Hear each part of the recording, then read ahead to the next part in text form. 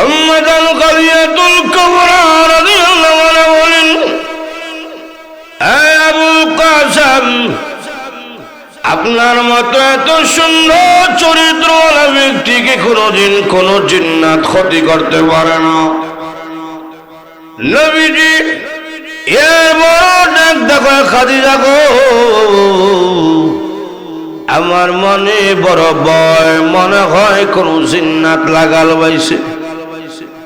আম্মা জান খাদিজাতুল কুবরা রাদিয়াল্লাহু আনহা তাওরাত কিতাবের আলেম ওয়াল কেমনে নবুয়তের কাছে নিয়ে গেলেন। হে তাওরাত কিতাবের আলেম, শোনেন, আমার স্বামীর বক্তব্য আপনি শোনেন। ওয়াল কেমনে নবুয়তের নবীজির বক্তব্য শুনিয়ে ডাক দেখায়, ও মুহাম্মদ সাল্লাল্লাহু আলাইহি ওয়াসাল্লাম, আপনার বক্তব্য অনুযায়ী বোঝা যায় তাওরাত কিতাব যদি সত্য হয়ে থাকে, যিনি এসেছিলেন তিনি দুনিয়ার কোন সাধারণ ব্যক্তি না গো, তিনি হলেন ফেরেশতা কুল সম্রাট হযরত জিবরাইল। আর যার কাছে এসেছেন তিনি অসাধারণ কোন ব্যক্তি না, তিনি হলেন রাহমাতুল লিল, আর জোরে কোন রাহমাতুল লিল। হে মুহাম্মদ সাল্লাল্লাহু আলাইহি ওয়াসাল্লাম, আজ থেকে মহান আল্লাহ রাব্বুল আলামিন আপনাকে নবুয়তের দায়িত্ব দিয়েছেন। এখন আপনার মিশন, আপনার দায়িত্ব হইল লা ইলাহা ইল্লাল্লাহ। হে মুহাম্মদ সাল্লাল্লাহু আলাইহি ওয়াসাল্লাম, আপনার দায়িত্ব হলো মানুষকে কালেমা দাওয়াত দেওয়া। আপনি কালেমা দাওয়াত দিন। নবীজি এমনি আম্মা জান খাদিজাতুল কুবরা রাদিয়াল্লাহু আনহাকে ডাক দেখো, ও খাদিজা, তোমার কাছে সর্বপ্রথম দাওয়াত দিলাম, কালেমা গ্রহণ করো। এমনি আম্মা জান খাদিজাতুল কুবরা রাদিয়াল্লাহু আনহা সঙ্গে সঙ্গে দুই করলেন না, কোনো প্রশ্ন করলেন না, বিনা প্রশ্নে কালেমা পড়ে মুসলমান হয়ে গেছে। আউযু বিল্লাহি মিনাশ শাইতানির রাজীম। বিসমিল্লাহির রাহমানির রাহিম।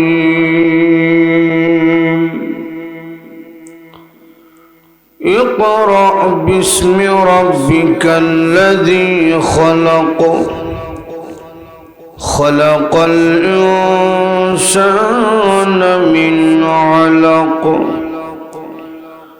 اقرأ وربك الأكرم الذي علم بالقلم، علم الإنسان ما لم يعلم، صدق الله العظيم. صلى الله على سيدنا ومولانا محمد وعلى آله وأصحابه وسلم. صلى الله على سيدنا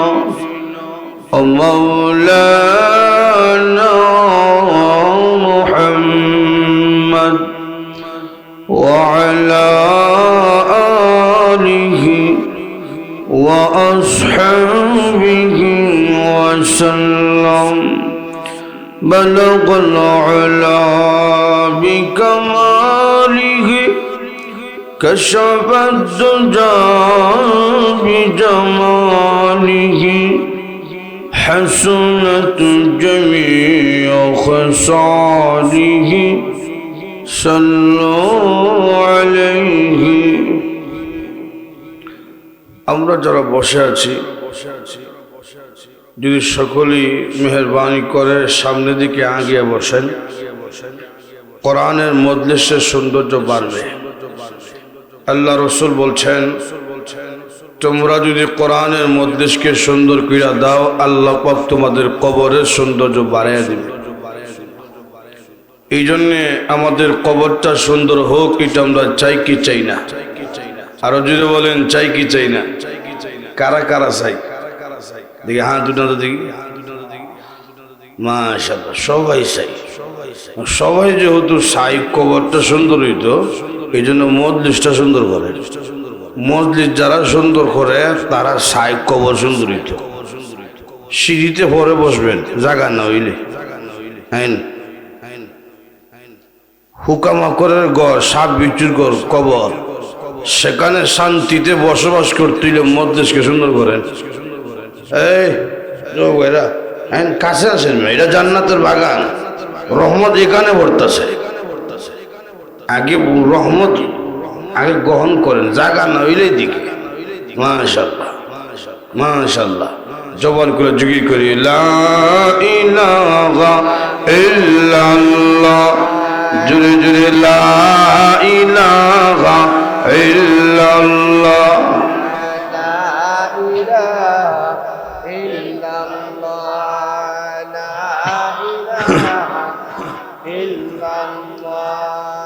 لا إله إلا الله لا إله لا إله إلا الله محمد رسول الله। মদিনাতুল আলম ফালকাহুল মাদ্রাসা কর্তৃক আয়োজিত ৪র্থ বার্ষিক ইসলামী মহাসম্মেলনের বর্তমান অধিবেশনের মাহতারাম সভাপতি দামাত বরকাতুহুম, জাতির সৌন্দর্য, শ্রেষ্ঠ নাগরিক, উলামায়ে কেরাম, সম্মানিত সাদা দাড়িওয়ালা মুরব্বী বাবারা, প্রাণ যুবক ভাইয়েরা, পর্দা আড়ালে শ্রবণরত সম্মানিত মা ও বোনেরা, সর্বপ্রথমেই আমরা আল্লাহ পাকের দরবারে অসংখ্য অগণিত শুকর আদায় করছি, যিনি অত্যন্ত দয়া করে কোরআনের মজলিসে জান্নাতের বাগানে শরীক হয়ে বসার মতন তৌফিক দান করেছেন। এই জন্যে জবান কোলে উচ্চ কণ্ঠে সকলেই আল্লাহ পাকের আলিশান দরবারে কালেমাত শুকর আদায় করে নি, বলি আলহামদুলিল্লাহ। আমাদেরকে কথা বলার শক্তি দিয়েছেন কে? জবান দিয়েছেন কে? সব কিছু দিয়েছেন কে? আল্লাহর দেওয়া জবান দিয়ে, আল্লাহর দেওয়া শক্তি দিয়ে উচ্চ কণ্ঠে আবারও সকলে বলি আলহামদুলিল্লাহ। যতক্ষণ পর্যন্ত আলোচনা চলবে বসার মতন ইচ্ছা আছে তো ইনশাআল্লাহ, মোনাজাত পর্যন্ত বসবো তো ইনশাআল্লাহ। বসবেন যে এর একটা পরীক্ষা নেই, জোরে সোরে একটা তাকবীর দিয়ে, তাকবীরের আওয়াজে বোঝা যাইব কেমন ইচ্ছা আছে। রাজি আছেন? একটা তাকবীর দিই, নারে তাকবীর, মরা তাকবীর, একটা আওয়াজ হইল। আমরা তো মানুষ একবারে কম না। হুনাইনের যুদ্ধের ময়দানে মুসলমানদের সংখ্যা প্রথম বেশি ছিল, কিন্তু যখন হুনাইনের যুদ্ধের ময়দানে মুসলমানদের বিজয় হয়, তখন মুসলমানদের সংখ্যা ছিল মাত্র 13 জন, আর কাফিরদের সংখ্যা ছিল 30,000। তো 13 জন মুসলমান কইল আমরা লোক নাই, অস্ত্র নাই, আর কাফিরদের লোকও বেশি, অস্ত্র বেশি। তবে আমাদের কাছে একটা অস্ত্র আছে, বেঈমান কাফিরদের কাছে এটা নাই। আমাদের কাছে আছে নারে তাকবীর, আল্লাহু আকবার স্লোগান।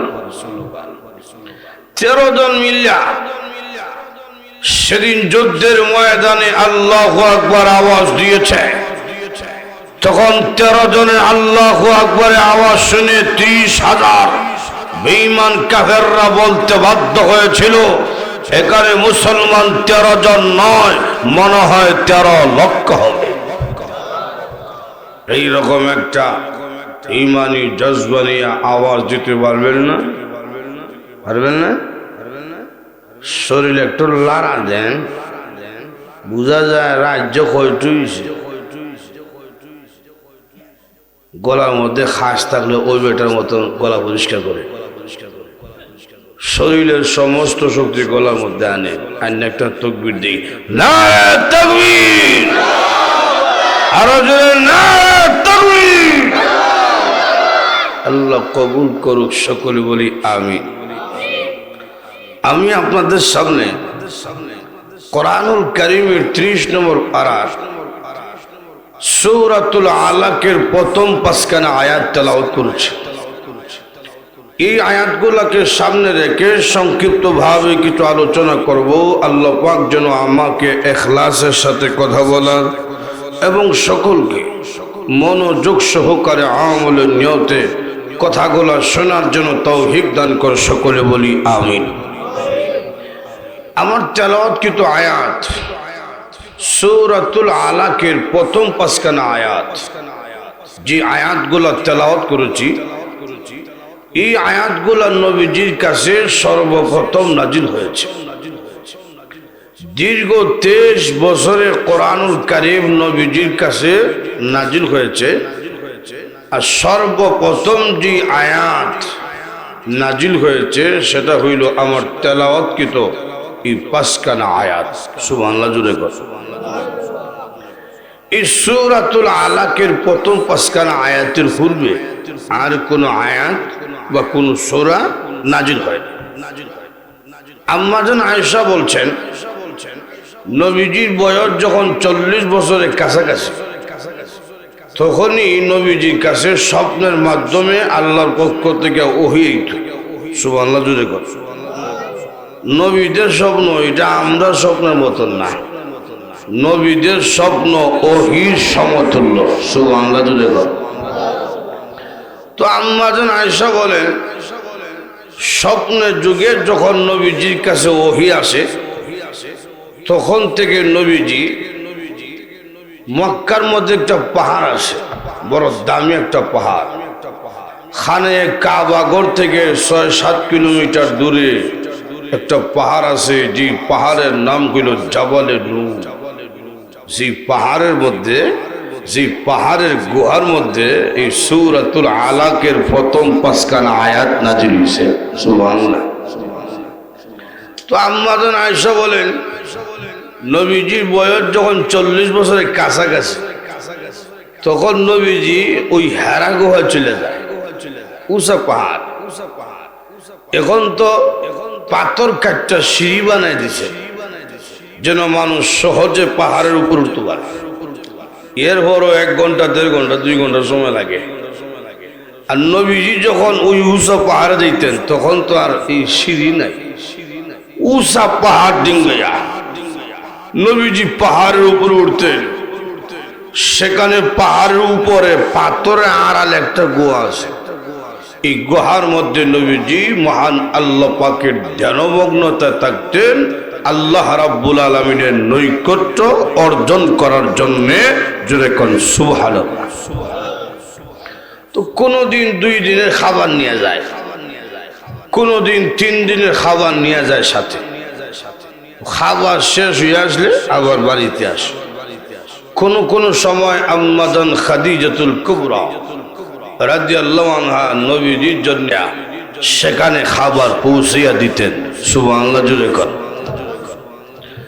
নবীজি বলেন যে আমার বয়স যখন 40 বছরে একদিন পরিপূর্ণ হইল, হঠাৎ করে দেখি হেরা গুহার মধ্যে এক অপরিচিত ব্যক্তি। এই ব্যক্তির সাথে আর কোনোদিন দেখা হয়েছে না, এই প্রথম। বিশাল আকৃতির এক ব্যক্তি আমার সামনে আসলো। মুসলিম শরীফের হাদিসে উল্লেখ করছেন, নবীজির চোখের সামনে একটা রেশমি কাপড় তুলে ধরছে। রেশমি কাপড়ের মধ্যে লেখা আমার তেলাওয়াতকৃত 5খানা আয়াত। সুবহানাল্লাহ জুড়ে কর। যেই ব্যক্তি এসেছেন হেরা গুহায়, এই ব্যক্তির নাম হইল ফেরেশতাকুল সম্রাট হযরত জিবরাইল। জিবরাইল নবীকে পরিচয় দিতেছে না, রেশমি কাপড়ের দিকে তাকাইয়া ইঙ্গিত দা কইতাছে, লেহার দিকে তাকাইয়া ইকরা, আপনি পড়ুন। রাসূল কয় মা না বিকারি, আমি পড়তে পারি না। দুনিয়ার কোন প্রতিষ্ঠানের জ্ঞান কোন নবী রাসূলের মধ্যে ছিল না। এর অর্থ এটা না দুনিয়ার জ্ঞান নবীদের কাছে নাই। রাসূল বলেন আমার আগে যত নবী রাসূল এসেছিলেন, যত মানুষ এসেছিলেন, আমার পরে যত মানুষ কিয়ামত পর্যন্ত আসবে, সকলের ইলম জ্ঞান যদ্দূর হবে তার চাইতে মহান আল্লাহ আমার সিনার মধ্যে এর চাইতে কোটি কোটি গুণ বেশি ইলম আর জ্ঞান দান করছে। জিবরাইল কয় ইকরা, রাসূল কয় পারি না। তিনবারের সময় রাসূল কয় আমাকে চাপ দিবে, বুকের সাথে বুক লাগাইয়া, সিনার সাথে সিনা লাগাইয়া চাপ দিছে। রাসূল বলেন আমাকে যখন চাপ দিবে এইভাবে হাতগুলো প্রশস্ত করছে, আমি তাকিয়া দেখি একটা দুইটা হাত না, ৬০০ নূরের পাখা ঝুলতেছে, বিশাল লম্বা লম্বা। এই হাতের শেষ সীমানা পৃথিবীর শেষ সীমানা লাগাল ভাই, বিশাল আকৃতি। রাসূল বলেন ওই ব্যক্তি জিবরাইল যখন আমাকে চাপ দিছে, আমার শরীরের প্রতিটা পশমের গোড়ায় গোড়ায় ঘাম বেরিয়ে গেছে।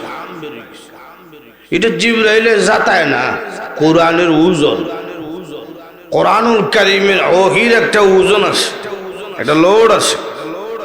হাদিস শরীফের মধ্যে এসেছে নবী যদি কোনো উটের মধ্যে বসা থাকতেন আর এই সময় যদি ওহী নাজিল হইত, তখন আয়াতের ওজন সহ্য করতে না হইরা দাঁড়ানো উট মাটির মধ্যে বৈশা যাইত।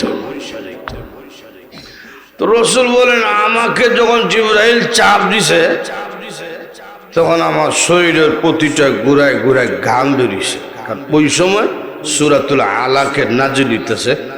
জিবরাইল তখন বলছেন ইকরা বিসমি রাব্বিকাল্লাযী খালাক, পড়ুন আপনার রবের নামে যিনি আপনাকে সৃষ্টি করেছেন।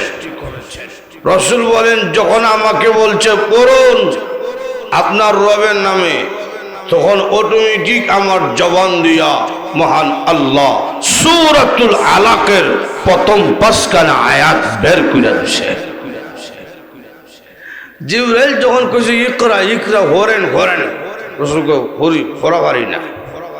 আর যখন কইছে ইকরা বিসমি রাব্বিকাল্লাযী খালাক, আপনার রবের নামে বলুন, তখন নবীজির জবান দিয়ে আয়াতগুলো বেরিয়েছে। সুবহানাল্লাহ, জোরে কর। খিতা ভরতাম খালি ভরা, এই দুনিয়ার ভরা, এই ভরার কোনো বাস্তবের সাথে মিল আছে? হরেন কিতা ভরতাম, আর ডিমা ডিম ডিম তারার মাথায় খারা দুইটা সিং, তারা মাঠে ভরে ডিম, হার ডিমা ডিম ডিম। ইতা কিতা এই যে কবিতা কোনো মিল আছে বাস্তবের সাথে? আপনারা জবাব দেন তো, আপনাদের দেশে যে হাঁস মুরগি আছে তারা মাথায় খারা সিং আসেনি? তো যাদের মাথায় খারা সিং নাই তারা ডিম দেয়, আর যাদের সিং আছে তারা ডিম দেয়নি। তো আপনার ছেলে কিতা শিখছে? কোন বাস্তবের সাথে মিল আছে? এটা কোরআনুল কারীমের আলিফ বা থেকে নিয়ে মিনাল জিন্নাতি ওয়ান নাস পর্যন্ত কোন হারাফ, কোন একটা আয়াত মহান আল্লাহ অনর্থক নাজিল করেন নাই। দুনিয়াবাসীর মুক্তির জন্য, দুনিয়াবাসীর কল্যাণের জন্য প্রতিটা হারাফ, প্রতিটা আয়াত আল্লাহ নাজিল করেছেন। কথা কোন ঠিক কিনা? অনর্থক কোন হারাফ নাজিল হয়নি। প্রতিটা হারাফ, প্রতিটা আয়াত দুনিয়াবাসীর কল্যাণের জন্য আল্লাহ নাজিল করছেন। জোরে কোন সুবহানাল্লাহ। এতক্ষণ যে জিবরাইল জাতা দিল, আয়াত শুনাইল, পরিচয় দিতেছে না। এত বড় দেহ রাসূল তো এর আগে দেখছই না। রাসূল বলেন জিবরাইলের সাথে আমার দেখা হয়েছে ২৪,০০০ বার। হেরা গুহায় দেখা হওয়ার পরে পৃথিবী থেকে বিদায় হওয়ার আগ পর্যন্ত 40 বছর থেকে নিয়ে 63 বছর পর্যন্ত এই দীর্ঘ 23 বছরে জিবরাইলের সাথে রসুলের সাক্ষাৎ হয়েছে 24,000 বার। তোর মধ্যে 2 বার দেখছেন পূর্ণ আকৃতি, ওই একবার হইল প্রথম হেরা গুহায়। রসুল বলেন আমি তাকিয়ে দেখি বিশাল দেহ, উপরে তাকিয়ে দেখি মাথা সপ্তম আকাশের উপরে। না সুবহানাল্লাহ কইবেন সামনে এইরকম ব্যক্তি মনে সাতক দ্বারা বাজার আছে, দেখলি তো দেখি সুবহানাল্লাহ কর কিতা আছে কেন? সুবহানাল্লাহ একটু জোরে কইবেন না? রসুল বলেন নিচে দিকে তাকাইলাম, তাকে দেখি আঁটু যে গুছা এটা 7 তবক জমিনের নিচে। ব্যক্তি সাইজ খুব ছোট বিশাল। এই 5খানা আয়াত শুনে জিবরাইল চলে গেছে। নবীও বাড়ির দিকে রওনা দিছে, কারণ শরীরে কম্পন শুরু হয়ে গেছে, শরীরে পসিনা মরক বের হয়ে গেছে, গাম মরক বের হয়ে গেছে, প্রচন্ড জ্বর উঠে গেছে। এই রসুল তখন হেরা গুহাতে বের হইছেন, বের হইয়ে রওনা দিছে খানে কাবাগরের দিকে, কারণ মাক্কি জীবনের ঘর, মাক্কি জীবনের হুজরা খানে কাবাগরের কাছেই ছিল। সুবহানাল্লাহ। আল্লাহ বিশ্বনবী রাহমাতুল লিল আলামিন বলেন, খানে কাবাগরের দিকে যখন আমি হেঁটে হেঁটে যাই, যাওয়ার সময় হেরা গুহা থেকে যখন বের হই আমি হেঁটে হেঁটে যাই, সামনে যত পাথর পড়েছে প্রতিটা পাথরের জবান থেকে আওয়াজ বের হয়েছে, আসসালাতু ওয়াসসালামু আলাইকা ইয়া রাসূলুল্লাহ। জুরে কোন সুবহানাল্লাহ। নবীজি বলেন পাথর আমাকে সালাম দেয়, বৃক্ষ আমাকে সালাম দেয়। এই পৃথিবীর যত মাখলুক আছে সব মাখলুক যেভাবে আমার আল্লাহকে চিনি, ঠিক তেমনি ভাবে সব মাখলুক আমার রাহমাতুল লিল আলামিনকে চিনত। নবীজি বলেন গাছে আমাকে সালাম দেয়, পাথর আমাকে সালাম দেয়। নবীজি হেঁটে হেঁটে হুজরা শরীফের মধ্যে গেলেন, গিয়া ডাক দিলেন খাদিজা, জাম্মিলুনি জাম্মিলুনি। খাদিজা গো, আমাকে কম্বল দ্বারা আবৃত্তি করো। হেরা গুহার মধ্যে প্রতিদিন আমি যাই, এমন আকৃতির মানুষ যার সাথে কোনোদিন আমার দেখা হয়নি। কে যেন গো আইলো আমার চাপ দিল, কি যেন পড়াইয়া চলে গেল, এমন যাতা দিল, এখন আমার শরীরে কম্পন আছে। আমার শরীরে জ্বর উঠিয়া গেছে। ও খাদিজা, মনে হয় কোন জিন্নাত আমার লাগাল বইছে। আম্মা জান খাদিজাতুল কুবরা রাদিয়াল্লাহু আনহা বলেন, ও আবুল কাসেম, আপনার মতন এত সুন্দর চরিত্রওয়ালা ব্যক্তিকে কোনদিন কোন জিন্নাত ক্ষতি করতে পারে না।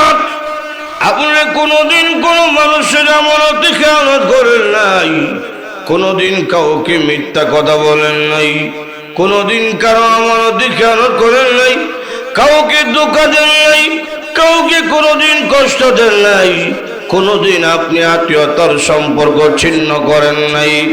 এমন সুন্দর আখলাকওয়ালা ব্যক্তিকে কোনদিন কোন জিন্নাত ক্ষতি করতে পারে না। একজন স্ত্রী স্বামীর চরিত্রের প্রশংসা করতেছে, এটা সাধারণ কথা না। স্ত্রী স্বামীর প্রশংসা করা এটা সাধারণ কথা না। একজন স্ত্রী বলতেছে আপনার মতো এত সুন্দর আখলাকওয়ালা ব্যক্তিকে জিন্নাত ক্ষতি করতে পারে না। সুবহানাল্লাহ জুড়ে কর। আর আমরা জামাই যখন ঘর থেকে বেরিয়ে গেছে ছাত্র তো বুয়ে দোয়া করে, আল্লাহ যেন তারে দৃষ্টি ও সাক্ষাৎ তোলে ফেলে আমারে। কথা বল ঠিক? এই অবস্থা কেন আমাদেরও খাস লোক বলো না, কথা কোন ঠিক কিনা? বউ বলে যে কেমনে বলা হয়তো, বউ ক্রিম দেয় না, তেল দেয় না, শ্যাম্পু দেয় না, কথা কোন ঠিক কিনা? মা বন্ধুকে বললে যাই, যদি কোনো বকিল জামাই কেউ হয়, তেল দেয় না, শ্যাম্পু দেয় না, ক্রিম দেয় না, তো মা বন্ধুকে বললে যাই আপনার স্বামীর টেকা তারে না জিগাইয়া লুকাইয়া নিয়া তার টেকা দিয়া দোকান থেকে শ্যাম্পু তেল ক্রিম কিনে আন্না লাইয়েন, কোনো গুণা হইতো না। আজকে বেটেন তো মোল্লা লাগা হয়েছি দিছে হত্যা, কোনো গুণা হইতো না। কেন? এটা তার হক, এটা তার অধিকার, এটা তার প্রাপ্য। আপনি দিতেছেন না কেন? কথা কোন ঠিক? আপনারা কইতে হুজুর খালি বেটেন হোকে রায় থাকেলে এটা খুব সুখে আছি, কিছু পুরুষও নির্যাতিত হইতাছে, কথা কোন ঠিক না? সব যে পুরুষের দোষ তাই না, কিছু কিছু মাথা গরম স্ত্রীও আছে। স্বামী যদি গরম গিয়ে আমার বাত লইয়া দেয়, তখন বেচে উঠে কয় তোমার তো ঠাটা করছেনি, এইরকম কিছু আসেনি, উল্টাটা আসেনি। এরকম এক বেটা বউ মারা গেছে, তো শুনছে নদীর ফানি থুইরা বেটি মারা গেছে, তো যেই দিকে ফানির সুদ দিতেছে এইদিকে নাক দৌড়িয়া ফানি উল্টা যায়। বেটা একজনে কয় ভাই কই দৌড়া, ও বাইরে শুনছে আমার বউ ফানি থুইরা মারা গেছে, তো সুদ যেদিকে যায় বাচ্চি, এই বাচ্চা দৌড়ানো কেন? না, এটা সারা জীবন উল্টাই গেছে, মরার পরে উল্টাই দিব। তখন ওই ব্যক্তি কর না রে ভাই, মানুষ থাকতে উল্টা যায়, মরার পরে উল্টা যায় না, বাচ্চা যায়।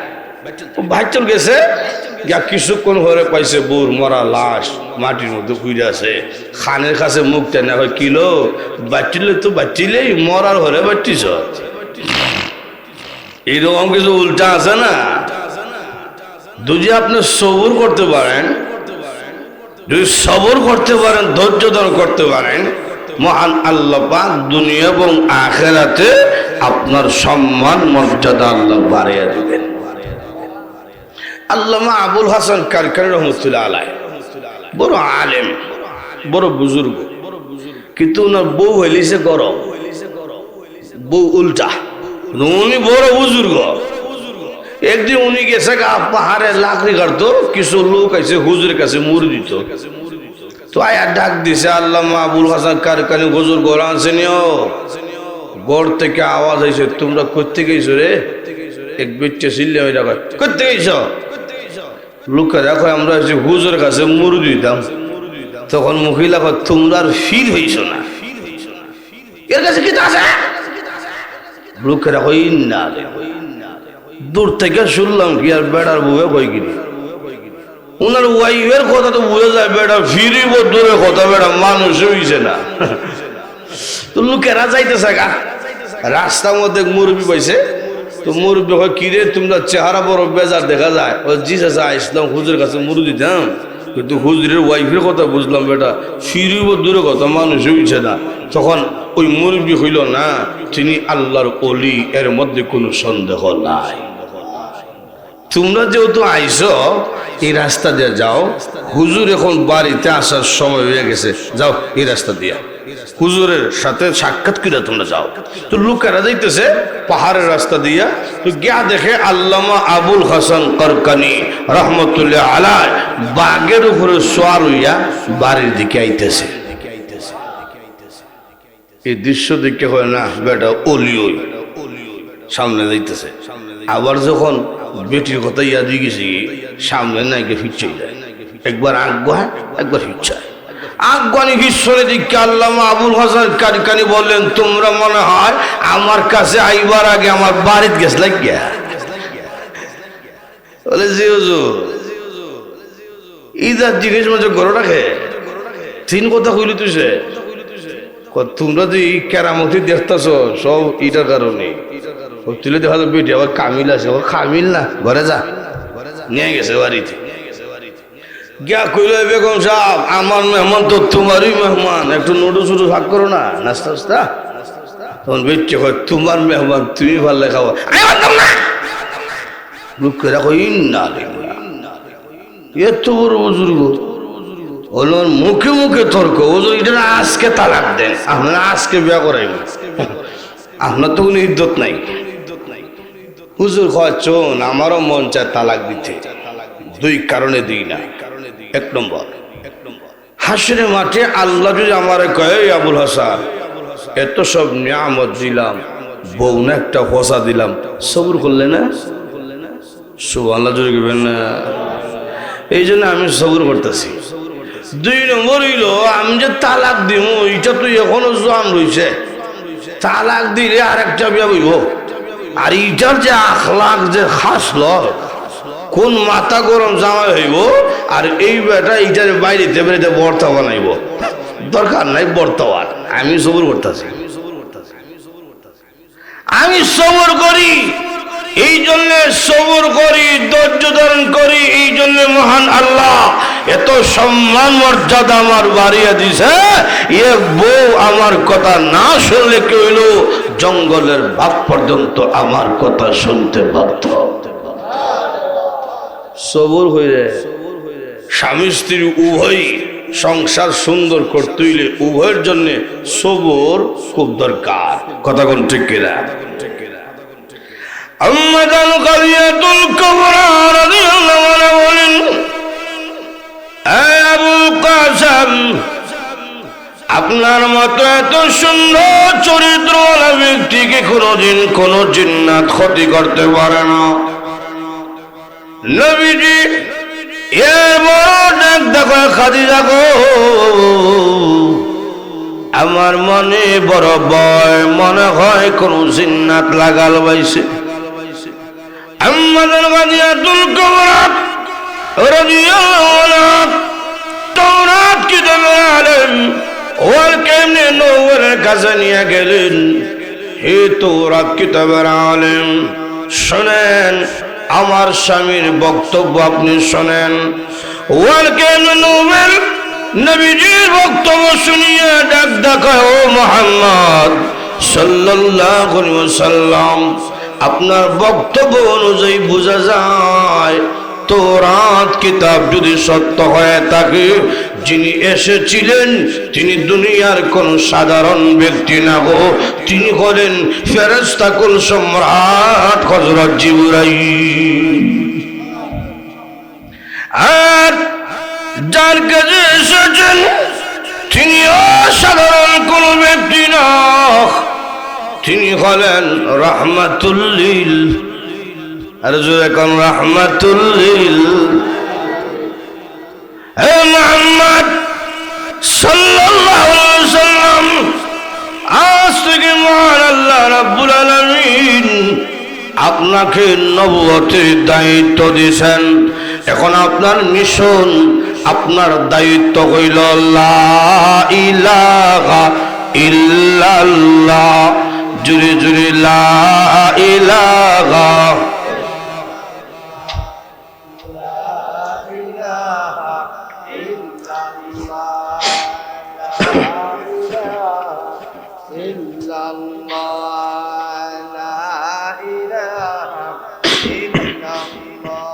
লা ইলাহা ইল্লাল্লাহ, লা ইলাহা ইল্লাল্লাহ মুহাম্মাদুর রাসূলুল্লাহ সাল্লাল্লাহু আলাইহি ওয়াসাল্লাম। হে মুহাম্মদ সাল্লাল্লাহু আলাইহি ওয়াসাল্লাম, আপনার দায়িত্ব হলো মানুষকে কালেমা দাওয়াত দেওয়া। আপনি কালেমা দাওয়াত দিন। নবীজি এমনি আম্মাদান খাদিজাতুল কুবরা রাদিয়াল্লাহু আনহাকে ডাক দেখো, ও খাদিজা, তোমার কাছে সর্বপ্রথম দাওয়াত দিলাম, কালেমা গ্রহণ করো।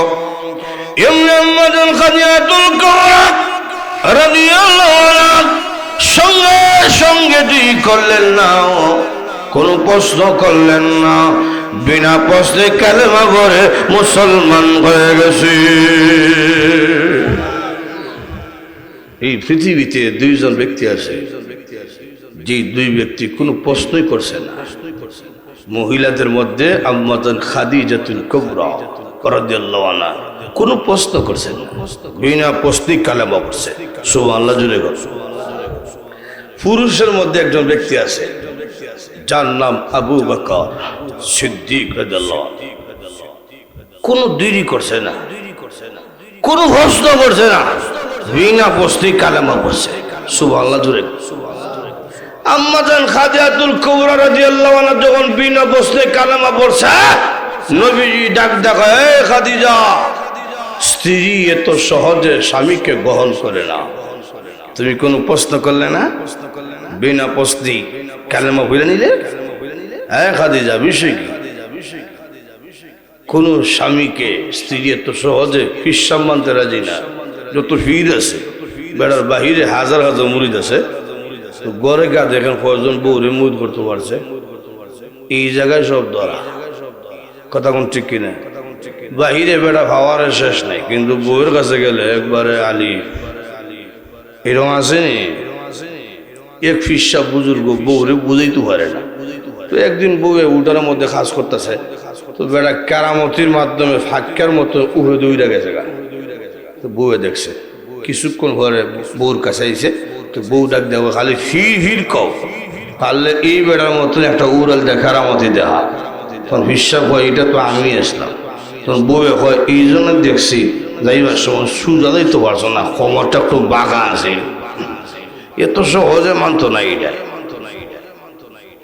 তিন জায়গায় বেশি দাম মিলে না। এক নম্বর, নিজের মা বাবার কাছে যত বড় শিক্ষিত না কেন, মা বাবার কাছে বেশি দাম পাইবেন না। যত বড় বুজুর্গ হোস না কেন বেটা, তুই আমার হুলা, কথা ঠিক না? ডক্টর তুই কি তুই রে বাবা গেলে আমার লাগে নাসি এটা কিনে আনিস। দুই নম্বর জায়গা হইল গ্রাম, নিজের এলাকা, এত দাম দিত না। ও করবে হুলা না, ও হুইয়া হালা যায়। 3 নম্বর জায়গা হইল নিজের বউর কাছে, তুমি ভি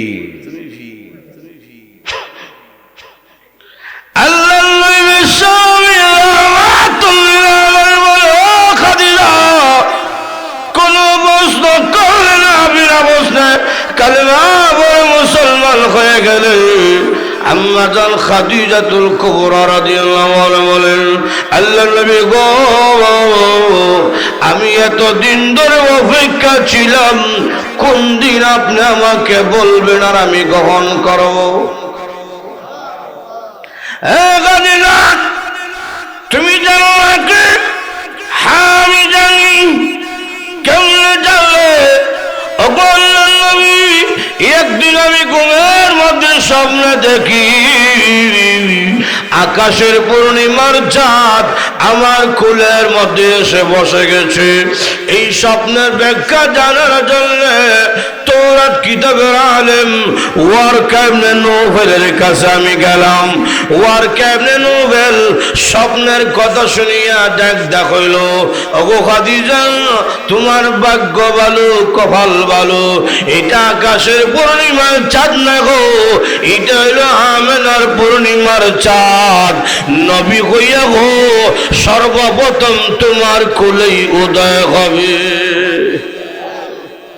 হুজুর, আমি আগ থেকে জানতাম আপনি যা আমার কাছেই প্রথম আসবেন কালেমা নিয়া, এই জন্য দেরি করছি না, বিনা প্রশ্নেই কালেমা বইয়া মুসলমান হইয়া গেছি। এমনি আল্লাহ ডাক ডাক, হে রাসূল, আমি আল্লাহ এই মুহূর্তে খাদিজাকে সালাম দিলাম। সুবহানাল্লাহ জোরে গান। লক্ষ্য করে দেখেন, সূরাতুল আলাকের এই 5খানা আয়াত নাজিল হওয়ার পর আম্মাজান খাদিজাতুল কুবরার কাছে রাসূল প্রথম কালেমা দাওয়াত দিয়েছেন। এর পরে ওহী আসা বন্ধ হয়ে গেছে, কুরআনে আয়াত নাজিল হইতেছে না। কিন্তু এই 5খানা আয়াত যে নাজিল হইল, এর একটা মজা ভিতরে লাগিয়া গেছে, কিন্তু ওহী তো নাজিল হইতেছে না। বারবারই 5খানা আয়াত তেলাওয়াত করে, কুরআনের একটা মজা আছে না নাই? আর একটু জোরে কোন, কুরআনের মজা আছে না নাই? এই পৃথিবীতে দেখছি বাপরে বাপ কত রং বেরঙের গান আইসে আর গেছে, যেদিকে যাই এদিকে শুনি বন্ধু আমার বাড়ির সামনে দিয়া বউ লইয়া হাঁটতে যায়, বুকটা আবার হাঁটতে যায়, এখন এই গানের মজা আসেনি নাই। এরপরে শুনলাম চাইলাম যারে পাইলাম না তারে, এখন এটাও নাই।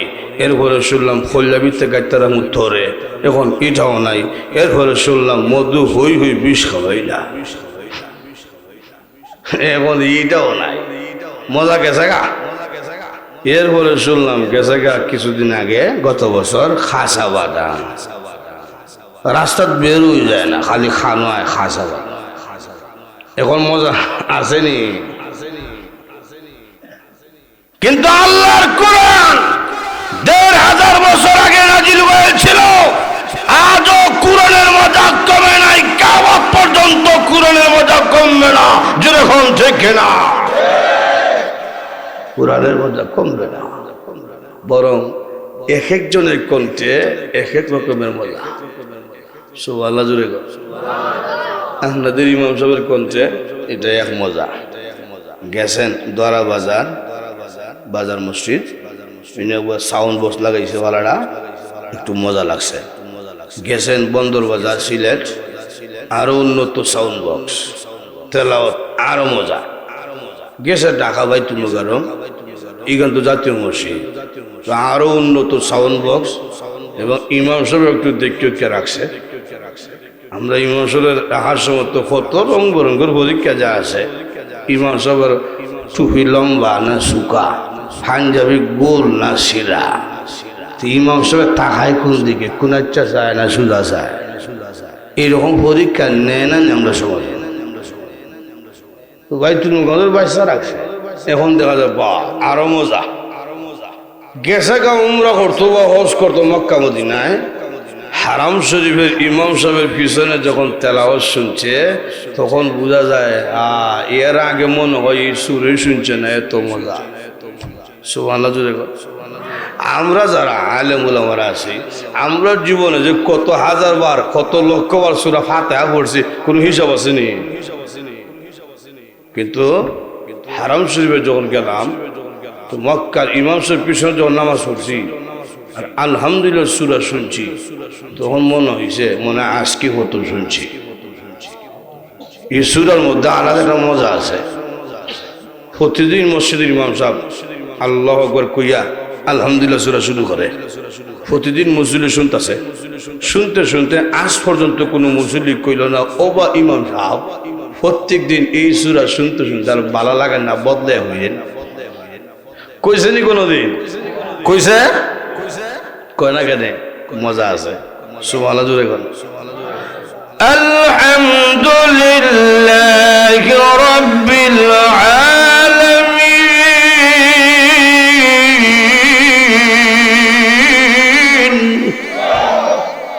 কোরআনের একটা মজা আছে। তো রসুলের কলবে মজা লাগিয়ে গেছে, আয়াত নাজিল হয় না কেন, অনেকদিন পর নাজিল হইছে, আদেশ আইছে। এই সমাজকে পরিবর্তন করতে হইলে আপনার ডান্ডা বাড়িয়া বাইরে হইতো না। ফাযাক্কির ইন্নামা আনতা মুযাক্কির, আপনার এই জাতিকে উপদেশ করুন, নসিহত করুন। লাস্তা আলাইহিম বিমুসাইতির, মাইরা ভিটটা বাড়া করা দিত না, আপনি উপদেশ চালায় দেন। এখন রসুল যখন কুরআন তেলাওয়াত করে তখন কাফেররা কয় মুহাম্মদ ইতা শিখলো কেমনে? কোনোদিন তো লেখাপড়া করছে না, শিখলো কেমনে? সবাই যখন কয় শিখলো কেমনে, শিখলো কেমনে, তখন আবু জাহল মনে মনে নীরব। হে জানতো মুহাম্মদ সাল্লাল্লাহু আলাইহি সাল্লাম তিনি সাধারণ কোনো ব্যক্তি না। সুবহানাল্লাহ, জোরে কও। হে বুঝতো, বুঝতো যে দুইটা ঘটনা নেন। একদিন খানে কাবা ঘরের কাছে একটা জায়গা আছে, যে জায়গার নাম হইল হাতিমে কাবা, বড় মকবুল একটা জায়গা। এই জায়গার মধ্যে কোন ব্যক্তি দাঁড়াইয়া 2 রাকাত নামাজ পড়া আল্লাহর কাছে দোয়া করলে ডাইরেক্ট দোয়া কবুল হয়। আল্লাহ, এই জায়গার মধ্যে দাঁড়াইয়া রসুল তেলাওয়াত করতেছে। আচ্ছা, রসুল তেলাওয়াত করলে কি মজা হইতে পারে? এটা কিন্তু বুঝার মতন ভাষা আমার আছে। তো রসুল তেলাওয়াত করতেছেন, সামনে খানে কাবা ঘর, আর দাঁড়াইছেন কোন জায়গায়? হাতিমে কাবা, কাশির জমজম কুবা।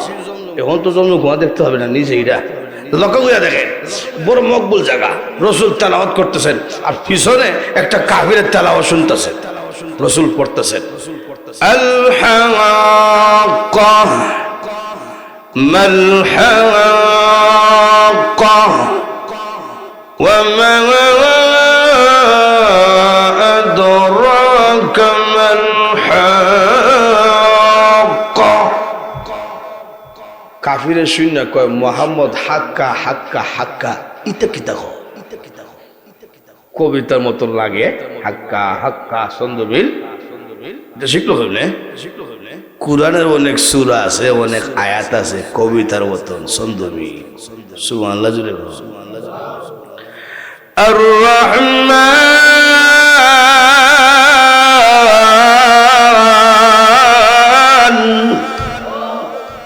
আল্লামাল কুরআন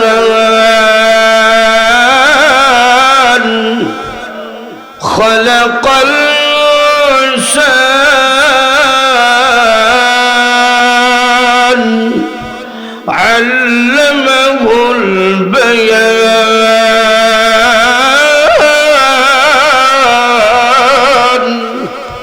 একবার হুরা সুরা একটা মিল আছে কবিতা মতো, আরো শুনেন والشمس وضحاها والقمر إذا تلاها والنهار إذا جلاها والليل إذا يغشاها والسماء وما بناها। একবার হুরা সুরা শেষে হা হা হা হা কবিতার মতন। তো কাফের হইতেছে এটা শিখলো কেমনে কবিতা? তখন নবীজির জবান দা আল্লাহ একটা আয়াত বের করে দিছে। সুবহানাল্লাহ জুড়ে ইন্নাহু লাকাউলু রাসূল কারীম।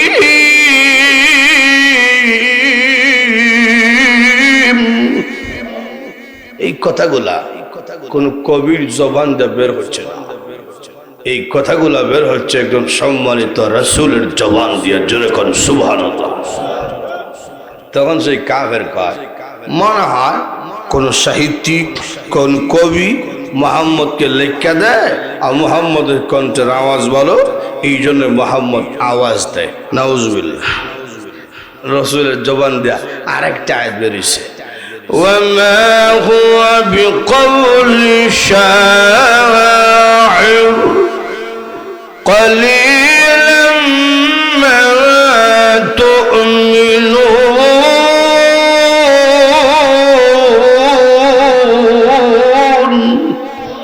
এটা কোন শায়রের কথা না, কোন কবির কথা না। তখন কাফের হয় আমি তো ভিতরে ভিতরে মনে মনে কইছিলাম কবি মনে হয়, আমার মনে হতো মোহাম্মদ জানলো কেমনে, তাহলে মোহাম্মদ শুধু কবি না জ্যোতিষ। আয়াত নাযিল হইছে ওয়ালা বিকাউলি কাহিল কলিলাম মা তাযাক্কারুন।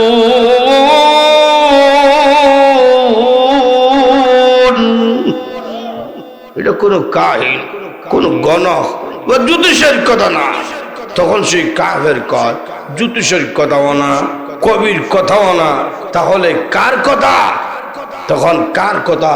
এটা জবাব দেওয়ার জন্য মহান আল্লাহ আরেকটা আয়াত নবীজির জবান দিয়ে বের করছেন। জোরে করে সুবহানাল্লাহ। তানজিলুম মির রাব্বিল আলামিন। গোটা পৃথিবীর পাল্লেওয়ালা কে? একটু জোরে গোটা পৃথিবীর পাল্লেওয়ালা যিনি, সেই আল্লাহর পক্ষ থেকে এই কথাগুলা নাজিল হচ্ছে, দুনিয়ার কারো পক্ষ থেকে না। সুবহানাল্লাহ জোরে তখন সেই কাফের দৌড় মেরে গেছে আবু জেলের কাছে। আবু জেল সাহেব, মোহাম্মদ সত্য নবী এবং যা তেলাওয়াত করে এগুলা কবিতা না, দুনিয়া কোন মানুষের শিখানো না, নিশ্চয়ই আল্লাহ প্রদত্ত কালাম, আমার একটুকু কোনো সন্দেহ নাই। তখন আবু জেহেল কয়, তুই আজকা বুঝছস? বলে, জি, আমি তো আগ থেকে জানি মোহাম্মদ সাধারণ কেউ তো মানেন না কেন? মানলে তো আমার শেয়ার থাকে না, ক্ষমতা জায়গা, আমার ক্ষমতা থাকে না। আবু জেলের মতন আজও এই পৃথিবীতে অনেক বুদ্ধিজীবী আছে, এরাও বুঝে এই মদিনাতুল উলুম মাদ্রাসা এরা জঙ্গিবাদ তৈরি করে না। কথা বল ঠিক না? তারা বুঝে কোন মাদ্রাসা সন্ত্রাস তৈরি করে না। তারা বুঝে কোরআন জঙ্গিবাদের কিতাব না, দাড়ি টুপি সন্ত্রাসের আলামত না। এরপরও দাড়ি টুপির বিরুদ্ধে কথা বলে কেন? মাদ্রাসা শিক্ষার বিরুদ্ধে কথা বলে কেন? মসজিদের বিরুদ্ধে কথা বলে কেন? এদের শরীরের মধ্যে আবু জাহেলের রক্তের সিটা আছে। কথা কোন ঠিক না? আবু জেহেল বুঝতো মুহাম্মদ সত্য, মানছে না। বুঝতো যে আর একটা ঘটনা নেই, একদিন ষড়যন্ত্র করছে রসুলে মারে লিখবো। রসুলকে মারা এতটা সহজ সুজা, এত সুজা। আল্লাহ পাক কুরআনে আয়াত নাযিল কইরা কইছে, হে রাসূল, আবু বকর, উমর, আলী, উসমান, তালহা, জুবাইর এদের পাহারাদারি আপনার প্রয়োজন নাই। আমি আল্লাহ হইলাম আপনার 24 ঘন্টার পাহারাদার। যেই জায়গায় আল্লাহ রসুলের পাহারাদার দিতেছে, আবু জেহেল মেরে নিব, মেরে নিব। কেমনে মারবা? অন্ধকার রজনীতে গর্ত খনন করছে, সংবাদ পাঠাইছে, মোহাম্মদকে গিয়া বলবা আমি অসুস্থ। যখন শুনবে গোষ্ঠীর একজন মুরব্বী ব্যক্তি অসুস্থ, মোহাম্মদের আখলাক ভালো, চরিত্র ভালো, অসুস্থ ব্যক্তির খেদমত করে। সুবহানাল্লাহ, দেখো শুনলেই দূর মারব। অন্ধকার রজনী, রাস্তায় গর্ত, এটা দেখতো না, আর গর্তটা গভীর, ফুইরা দিব, উঠতে হতো না। আমরা তখন সাপ মাটি দিয়ে মারে লাইব। কেমন স্বপ্ন দেখছেন? আমরা সমাজও এইরকম অনেক নাস্তিক আছে, ফারা খেতার নিচে ঘুমাইয়া স্বপ্ন দেখে কওমি মাদ্রাসা বন্ধ করে নিত।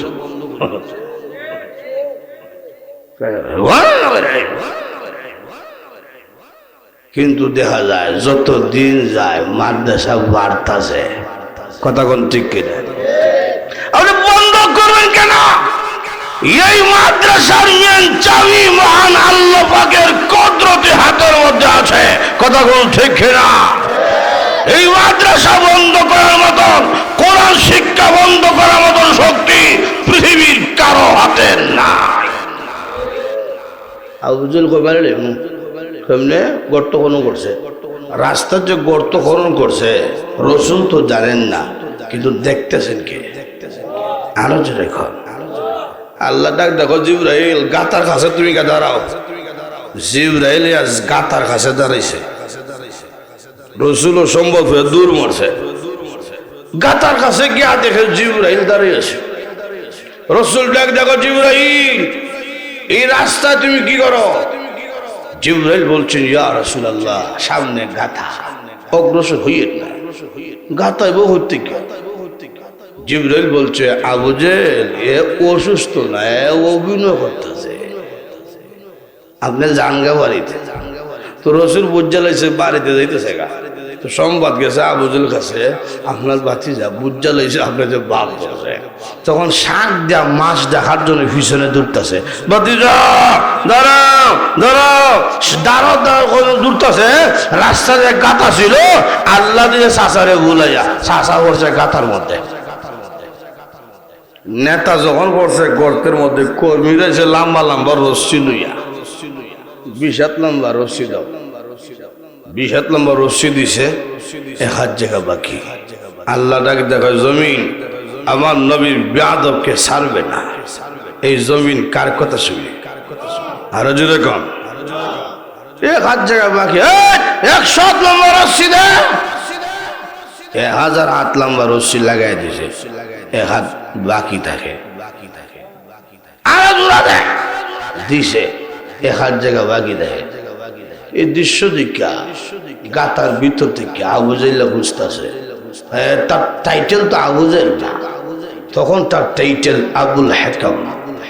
আমরা দেশের ভাষায় বুদ্ধির বাপ, বুদ্ধিজীবী, বুদ্ধি শেষ নাই। হ্যাঁ বুঝতেছে রশ্মি যতই জোড়া দেয় 1 হাত বাকি থাকে কেন, তো বুঝা লাইছি বাতি যা সারা উড়া সম্ভব না। কর্মীরা রশ্মি দা গাথা বুঝা লাভ নাই, বাতি যা না আনলে উঠতে পারতাম না। এখন বুঝছে গাতার ভিতর থেকে রসুল সত্য কথা কোন ঠিক কিনা। নবীজি আইসেন, আয়া যখন দেখছে আবু জাহেলের করুণ অবস্থা, তখন রসুল বুঝছেন বেটা এখন সিফারিল্লার মধ্যে আছে, দাওয়াত দিলেই গ্রহণ করব। তাই রসুল ডাক দেখো চাচা উঠাইতে পারবো, একটা শর্ত হইলো তুমি কালেমা পড়তে হইবে। তখন আবু জাহেল হয় এটা কোয়া লাগেনি বেটা, দেখছেন কে ঝুঁকি দিছে।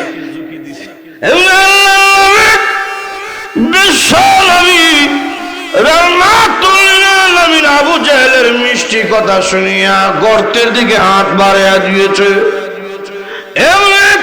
আল্লাহ রাব্বুল আলামিন ডাকদা বলছেন জমিন রে, আমার নবী তোমার দিকে হাত বাড়াইয়া দিয়েছে রে জমিন, সাবধান রে জমিন, আমার বন্ধুর হাত খালি ফিরত দিবি না। রসুলের হাতে দুইটা আবু জাহেল উচ্চা গেছে, উচ্চা বাড়ির দিকে জায়গা। রসুল পিছনের দিকে গা চাচা গর্তের ভিতর থেকে কি করেছিলেন, হইরালান। তো আবু জাহেল হয় কিতা কইছিলাম রে। রসুলের সাথে এমন কথা হইতেছে বোঝা যায় রসুলকে 10 বছরের মধ্যে দেখছুই না, কিন্তু গর্তের ভিতরে থেকে বুঝছিলনি রসুল সত্য, মানছে না কথা কোন ঠিক কিনা। শুধু তাই না, আল্লাহ নবী রাহমাতুল আলামিন তেলাওয়াত যখন করতেন তাহাজ্জুদের নামাজে, শেষ রাতে যখন নবীজি তেলাওয়াত করেন, নবীজির পাশের বাড়ির ব্যক্তি আবু জাহেল, যারা হজ উমরা করতে গেছেন, এখনো রসুলের যে ঘর আছে মৌলাদুল নবী লাইব্রেরির নাম দিছে, রসুলের জন্মের ঘর, এখানে বসবাস করতেন, এটা এখনো আছে। তো দেখবে রসুলের ঘরের কাছেই, বেশি দূর না, আবু জাহেলের বাড়ি। এটা তোর বাড়ি রয়েছে না, টয়লেট হয়েছে। আর এই টয়লেট এই না মানা খাওয়ানো আবু জাহেল এমন নিচে গেছে, এই আবু জাহেলের বাড়ি এদিকে গেলে কিন্তু কষ্ট হয়, যে গুইরা গুইরা যাওয়া লাগে। তো আমি যখন গেছি আমার পেশাবে সাফ নাই, এর হরক হয়ে যেহেতু আইসি আর আইতাম ফার্মো কিনা জানি না, 2-3 ট্যাবলেট দেওয়া যায়। মানুষ কোথায় এখানে পেশাব করে, সম্মান বাড়ছে, সম্মান বাড়ছে।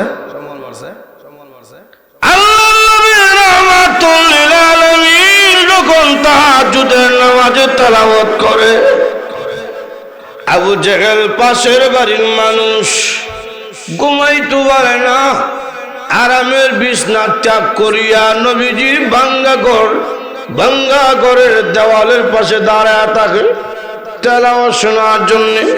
সুবহানাল্লাহ জোরে কোন। আবু জাহেল নবীজি দেখলো, নবীজি চেহারা মুবারক চোখ বইয়া দেখলো, কিন্তু গ্রহণ করে নাই।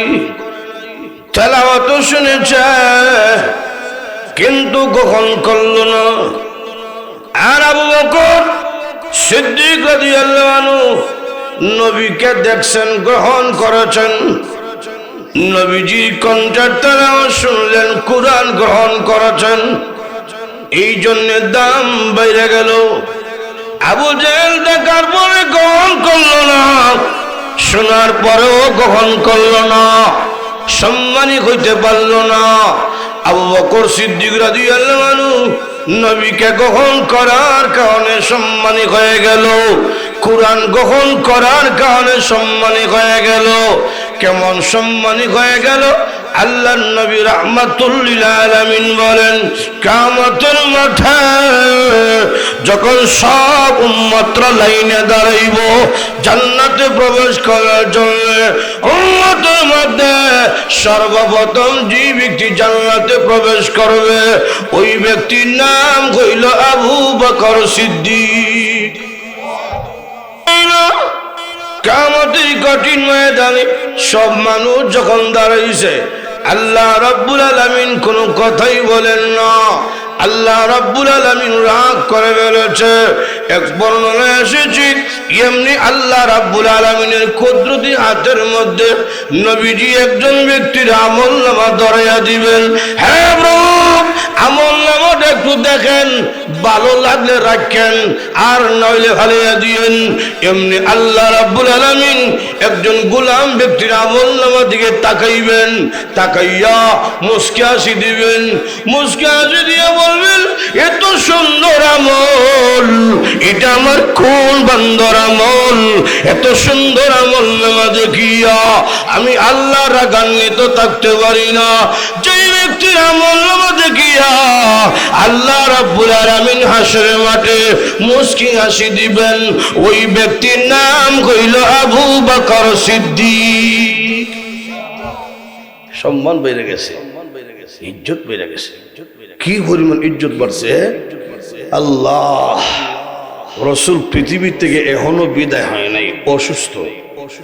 রসুল পৃথিবীতে থাকা অবস্থায় আবু বকর সিদ্দিক 17 ওয়াক্ত নামাজের ইমামতি করছে। সুবহানাল্লাহ, একটু জোরে কইবেন না? সম্মান বেড়ে গেছে, ইজ্জত বেড়ে গেছে। নবীকে গ্রহণ করার কারণে, কোরআন গ্রহণ করার কারণে আজকে গোটা বিশ্বে মুসলিম জাতি লাঞ্ছিত, অপমানিত, নির্যাতিত, রক্তাক্ত। কথা কোন ঠিক কিনা? সংখ্যা তো আমরা কম না, আমরা নির্যাতিত হবো কেন? নির্যাতিত হওয়ার কারণ কোরআনের সাথে আমাদের সম্পর্ক নাই, নবীজির সুন্নাতের সাথে আমাদের সম্পর্ক নাই। কথা কোন ঠিক কিনা? আপনি মুসলমানের চেহারা দিকে তাকাইলে চিনতে পারবেন না এটা যে মুসলমান। সিনার আলামত নাই, চেহারা বাদ দিলাম, পোশাকের দিকে তাকান, এটাও চিনবেন না। চিনবেন কেমনে? বেটা সিরা ফ্যান ফিনছে, সিরা ফ্যান, কুত্তা খাবার দিছে। কথা বল, 2-3 বছর আগে যখন দেখছিলাম আঁটুর নিচে সিরা, এটা কুত্তা খামরের মতো, এটা সমান সিরা না। কথা ঠিক না? তো ভাবছিলাম মনে হয় কুত্তা কামড় দিছে আর গরিবর ফুলা কিন্তু পারছে না। পরে শুনি না, এটা কুত্তা কামড় না, এটা নাকি ফ্যাশন। সিরা হইরা দুঃখে ফ্যাশন, আল্লাহ জানে কোন দিনই ফ্যান্টের চেন কুল্লা হয় ফ্যাশন। আর এখন দেখছি চেন কুলার সমান ওই আগে আসছিল আঁটুর নিচে সিরা, এখন দেখছি আঁটুর উপরে সিরা, অর্থাৎ অফিসের কাছাকাছি গেছে গা। দেখলে চিনবেন না। কথা কোন ঠিক কিনা? পাকিস্তানে যে আমরা দেশে হামলা করছিল সংগ্রামের সময়, আমি তো দেখছি না, আমি গল্প শুনছি। আমি দেখমু কেমনে? সংগ্রামের 1 বছর পরে আমার বাপে বিয়া করছে, দেহার কোন সুযোগ আমার তো লক্ষ্য করিয়া দেখেন। শুনছি পাকিস্তানিরা পিটাইছে মুসলমানদের চাইতে হিন্দুরা বেশি। হিন্দুরা কয় আমরা রে মুসলমান পরিচয় দিলে মারায়, ফিটায়। তো এখন থেকে আর হিন্দু পরিচয় দিতাম না, দললে কয় আমরা মুসলমান। তো পাকিস্তানিরাও হিন্দুরা সাইডা দেয়, মুসলমান পরিচয় দিলে সাইডা দেয়। পাকিস্তানিদের হেড অফিসের তথ্য গেছে হিন্দুরা জান বাঁচাবার জন্য মুসলমান পরিচয় দেয়। তখন পাকিস্তানিরা হিন্দুদেরকে গ্রেফতার করলে জিজ্ঞেস করতো তুমি কোন মুসলমান? মুসলমান? জি। মুসলমান তো কালেমা বাতা, তারাও জান বাঁচাবার জন্য কালেমা শিখালাইছে। এখন পাকিস্তানিদের হেড অফিসের তথ্য গেছে হিন্দুরাও জান বাঁচাবার জন্য কালেমা শিখছে। তখন হিন্দুদেরকে যখন গ্রেফতার করতো পাকিস্তানি আর্মিরা, তখন গ্রেফতার করার সঙ্গে সঙ্গে হিন্দুরা কালেমা শুরু করে দেয়, লা ইলাহা ইল্লাল্লাহ ইল্লাল্লাহ। তখন পাকিস্তানিরা কয় কষ্ট কইরা ইল্লাল্লাহ ওয়া লাগতো না, খাবার ওটা। আগের দিককালে আগার অবস্থা কিতা এটা কোনটা বেটা তো লোক দেখেন চেহারার সাথে মুসলমানের মিল নাই তখন কিতা করে দিব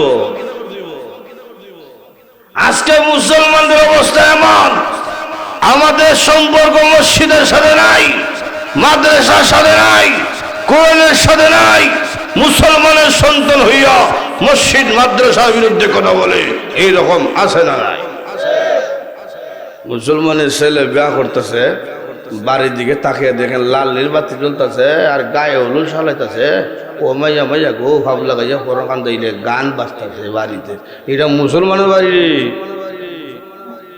ও মুসলমান কোরআনের সাথে সম্পর্ক করতে হবে কথা কর ঠিক কষ্ট আছে কিছুক্ষণ কর্ম কিছুক্ষণ দেখেন আমাদের অতীতে তারা কেমন কোরআনের সাথে সম্পর্ক ছিল একটা ঘটনা করব এর হরে মোনার দেশেষ করেন দেখেন কি রকম সম্পর্ক ছিল কোরআনের সাথে আব্দুল্লাহ ইবনে মুবারক রহমতুল্লাহ আলাইহি বড় একজন মুহাদ্দিস বড় বুজুর্গ তিনি গেছে হজ করতে তো হজের তোয়াফ করে যখন বের হইছে রাস্তায় গিয়া দেখে একজন আল্লাহওয়ালা পর্দাশীল মহিলা একা রাস্তার এক পাশে বসে আছে দৃশ্য দেখে তিনি বুঝতে পারলেন মনে হয় এই মহিলা কোন কাফেলা থেকে হাইরা গেছে বিচ্ছিন্ন হয়ে গেছে এই জন্য একা বসে আছে এই জন্য আব্দুল্লাহ মুবারক মহিলাকে সালাম দিলেন আসসালামু আলাইকুম ওয়া রাহমাতুল্লাহি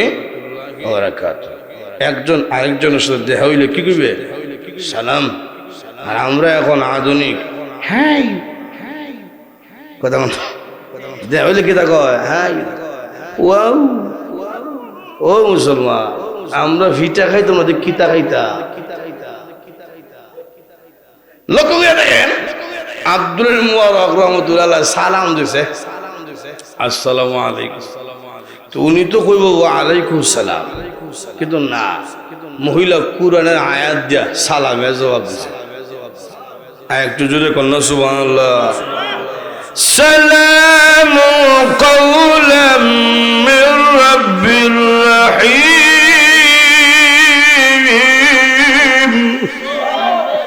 রব্ব রহিমের পক্ষ থেকে তোমার উপরে শান্তি বর্ষণ হোক আব্দুল মুবারক বিষয় কি রে কুরআনে আয়াত শুনাইল কি তো এটা সাধারণ কোনো মহিলা না আব্দুল মুবারক মহিলা আপনি কি তার রাস্তা বলছেন নি একা বসে কি করে মহিলা রাস্তা বলছে কি বলছে না এর জবাবটা ও কুরআনের আয়াতটা দিতেছে সুবহানাল্লাহ জুড়ে মাইয়াহদিহিল্লাহু ফালা হাদিয়া লা আল্লাহ যদি কাউরে রাস্তা বলে দেয় এই পৃথিবীর কেউ নাই তাকে রাস্তা দেখাবো তিনি বুঝা লাইছে এই মহিলা রাস্তা বলছে আব্দুল মুবারক মহিলা আপনি কয়দিন ধরে এখানে আছেন কয়দিন হইছে এই জবাবটাও কোরআনের আয়াতটা দিছে সুবহানাল্লাহ দেখুন সালাসা লায়ালিন সাওয়া 3 রাত 2 রাত এই জায়গায় আছে এই মহিলা আপনার সাথে কোনো খাবার দেখতেছি না গো কি খান কি পান করেন তো মহিলা কি খায় কি পান করে এই জবাবটাও কোরআনের আয়াতটা দিছে সুবহানাল্লাহ জুড়ে হুয়া ইউতইমুনি ওয়া ইয়াসকিন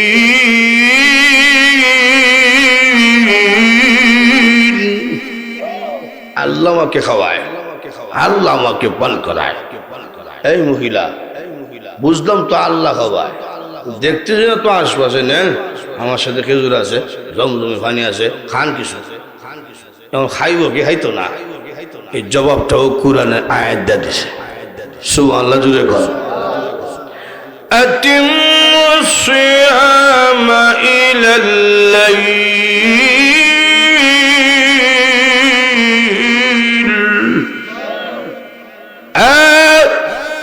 আব্দুল্লাহ ইবনে মুবারক আমি খাইতাম না আমি রোজাদার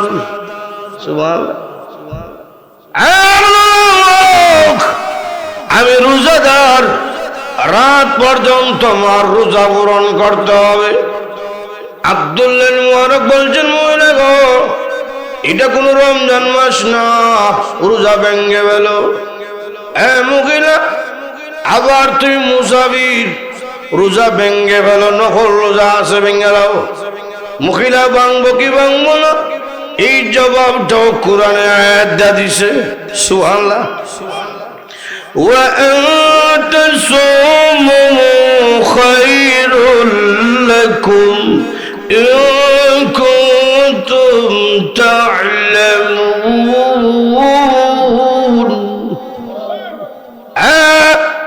আব্দুল্লাহ মুবারক, তুমি বলছো এটা রমজান মাস না, যেন আমি ভেঙে ফেলি। তুমি বলেছ এটা নফল রোজা, যেন আমি ভেঙে ফেলি। তুমি কি জানো না আল্লাহ রাব্বুল আলামিন যে বলেছেন ওয়া আন তাসুমু খায়রুল লাকুম, রোজা রাখা হইলে উত্তম। সুবহানাল্লাহ। রোজা যদি উত্তম হয়ে থাকে আমি ভাঙবো কেন? নামাজের আমলের পুরস্কার কিয়ামতের কঠিন ময়দানে মহান আল্লাহ পাক নিজ হাতে বান্দাকে দিবেন না। যাকাতের আমলের পুরস্কার কিয়ামতের মাঠে আল্লাহ রাব্বুল আলামিন নিজ হাতে দিবেন না। হজের আমলের পুরস্কার আল্লাহ রাব্বুল আলামিন নিজ হাতে বান্দাকে পুরস্কার দিবেন না। কিন্তু রোজা এমন একটা আমল, যে আমলের পুরস্কার কিয়ামতের কঠিন ময়দানে আল্লাহ তার বান্দা বান্দির হাতে নিজ হাতে দান করবে।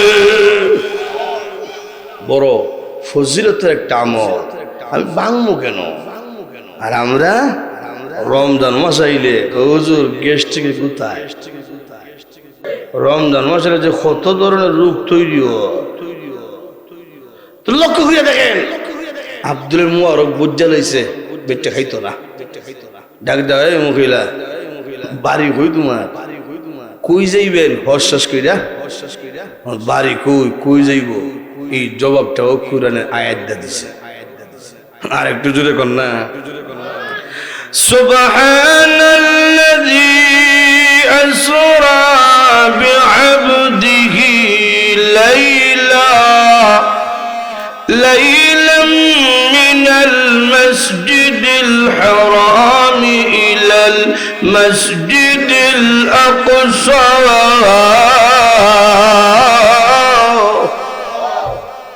আমার বাড়ি ফিলিস্তিন, আমি মক্কা পড়ছি হারাম, আর ফিলিস্তিন মসজিদে আকসা। আমি হারাম থেকে ফিলিস্তিন যেতাম মসজিদ আকসা। আব্দুল মুবারক বুঝা লইছে বেটি মক্কা থেকে ফিলিস্তিন যাইব। ডাক ডাকাই মহিলা ফিলিস্তিন থেকে একাই আইসলেন না? ছেলে মেয়ে আসিল সাথে? ছেলে মেয়ে ছিল কি ছিল না? এই জবাবটাও কোরআনের আয়াত দা দিছে। আল মালু ওয়াল বানুন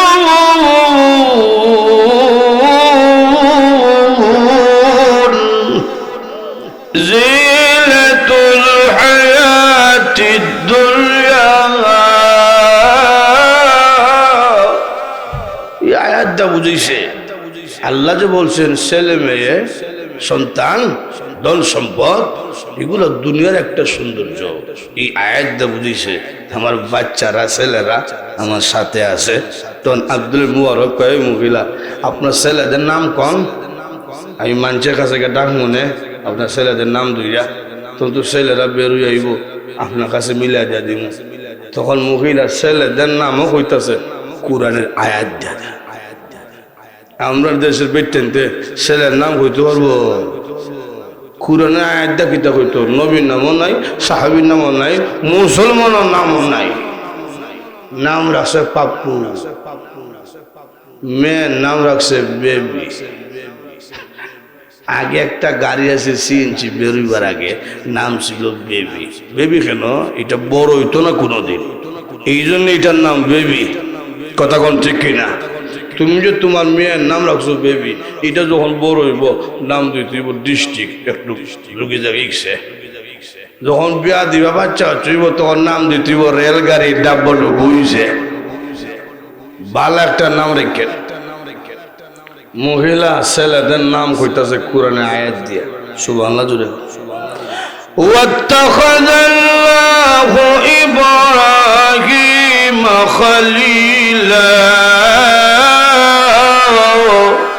وكلم الله موسى تكليما يا يحيى خذ الكتاب তিন আয়াত দিয়া তিন নবীর নামের নাম ছেলেদের বড় ছেলের নাম ইব্রাহিম, 2 নম্বর ছেলের নাম মুসা, 3 নম্বর ছেলের নাম ইয়াহইয়া। আব্দুল মুবারক মানুষের বীরে চলে গেছে, ডাকতেছে ইয়া ইব্রাহিম, ইয়া মুসা, ইয়া ইয়াহইয়া। তিনজন যুবক বের হয়ে আইছে। আব্দুল মুবারক কইল তোমার মা হুজুর আমাদের মাকে তিনজন জুড়ে খুঁজতেছে কিন্তু হইতেছি না। আব্দুল মুবারক 3 যুবককে নিয়ে আইলেন মহিলা কাছে আর জিজ্ঞেস করলো এ বেটা তোরা মা এটা কি কেমন মারে, কোনো ক্ষতই হয় না, খালি কুরআনে আয়াত কয়, এটা তো বুঝতেও সমস্যা। আপনি ছেলেরা কয় হুজুর আমাদের মা এমন মা 40 বছর হয়ে গেছে কুরআনের আয়াত ছাড়া দ্বিতীয় একটা কথাও কইছে না। আর একটু জুড়ে কোন সুবহানাল্লাহ। আব্দুল মুবারক মহিলাকে ডাক দেখো, এই মহিলা আপনি কুরআন ছাড়া কোনো কথা বলেন না কেন? কেন কথা বলেন না? কেন কথা বলেন না? এই জবাবটাও কুরআনের আয়াত দা দিছে।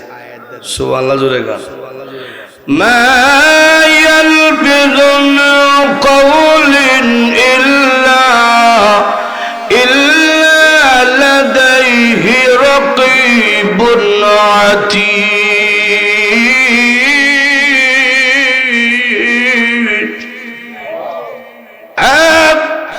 আব্দুল্লাহ ইবনে মুবারক তুমি বলেছ আমি কোরআন ছাড়া কেন কথা বলি না?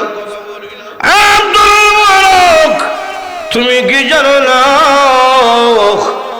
কিয়ামতের কঠিন ময়দানে যখন সব মানুষ আল্লাহর দরবারে দাঁড়াইব, দাঁড়ানোর পরে মানুষের আমল নামা সেদিন বের হয়ে যাবে, প্রকাশ হয়ে যাবে।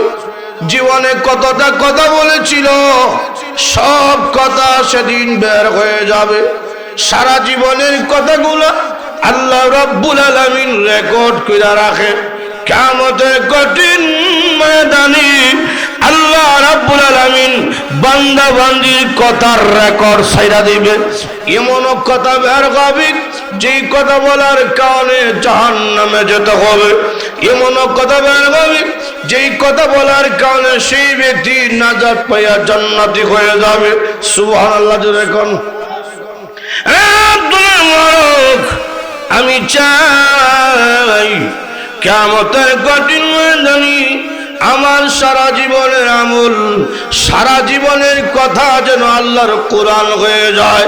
যদি আল্লাহর কোরআন আমার সারা জীবনের কথাগুলো হয়ে যায় আমি তো জান্নাতি হয়ে যাব, কারণ কোরআন আমাকে সুপারিশ করবে। এই জন্য 40 বছর হয়ে গেছে আমি কোরআন ছাড়া একটা কথা বলি না। দেখছেন নি কুরআনের সাথে কি সম্পর্ক ছিল? আপনাদের এলাকা মাদ্রাসা, এটা আল্লাহ তাআলার একটা নিয়ামত। মাদ্রাসার সাথে সম্পর্ক রাখবো ইনশাআল্লাহ, ইনশাআল্লাহ বলি। ছেলেকে আলেম বানান, হাফেজ বানান, লাভ হইব। এখন তো বুঝতেছেন না, লাভ হইবে। নুরউদ্দিন গহরপুরি রহমতুল্লাহ আলাইহি তিনি বলতেন আলেম হইতে পারছেন তো কিতাব হইছে আলেমের বাবা হও, সুবহানাল্লাহ জুড়ে গো, অথবা আলেমের শ্বশুর হও। এটারও সিরিয়াল নাই। কমপক্ষে মাদ্রাসাকে ভালোবাসো, আলেম উলামাকে ভালোবাসো, হাসরের মাঠে কোরআন তোমাকে সুপারিশ করবে। একটা ছেলেকে আলেম বানা, কমপক্ষে জানাজার জন্য। রাজা আছেন? রাজা আছেন ইনশাআল্লাহ? নিজে ছেলে জানাজা পড়লে ডাইরেক্ট এটা কবুল, ডাইরেক্ট কবুল, ডাইরেক্ট ডাইরেক্ট কবুল।